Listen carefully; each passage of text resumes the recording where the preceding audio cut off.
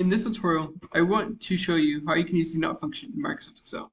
So the not function is great because it allows you to compare two values and do something if they're not equal to one another, or if you're doing an if function example and you want to have something happen if one of the criteria is not met. Now, to show you kind of how this works, so it will more or less turn things that would initially be true into false and false into true. And to show you what I mean by that, here we have two listed numbers. List A and list B, and we want to check see if they match.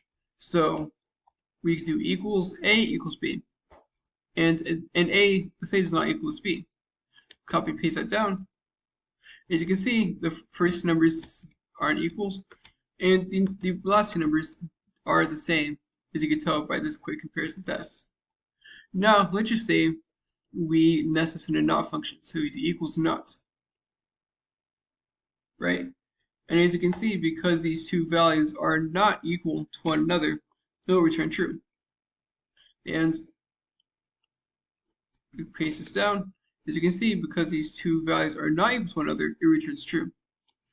But because these two values are equal to each other, it returns false. And as we expand the decimals a bit, as you can see, 500.0, 500.4, and as you can see, there are different numbers.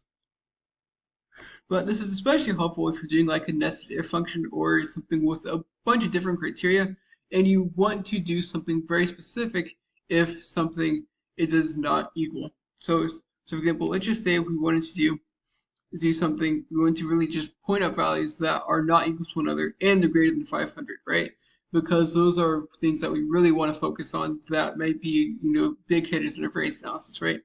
So we can say equals if and, so if the first value is greater than 500, right? So if, and I talk with other rules, but in criteria basically says, okay, are these two criteria true, right? So if the first value is greater than 500 and the first value, so not, the first value is not first value not equal to the second value, we want to have check,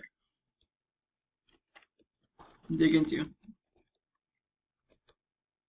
And if you want to dig into it, it's probably okay.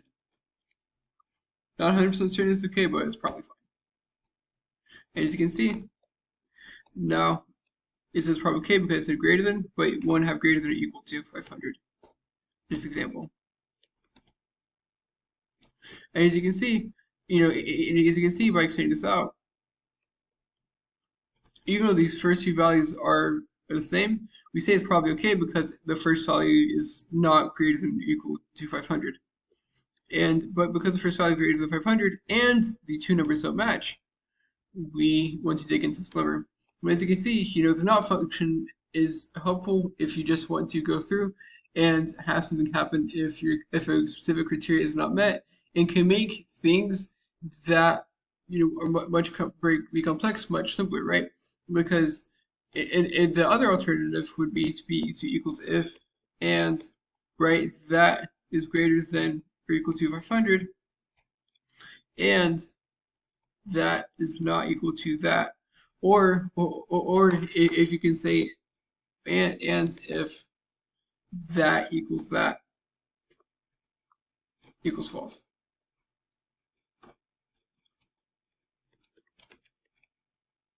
And as you can see, the kind of thought is, but as you can see, the logic can become much more complex and get more tricky. I don't even think this is going to work here, quite honestly. But as you can see, the not function can make this just a little bit cleaner. As I said, I hope you found this to be helpful. If you did, like, subscribe, comment. Thank you for watching. You have a great day.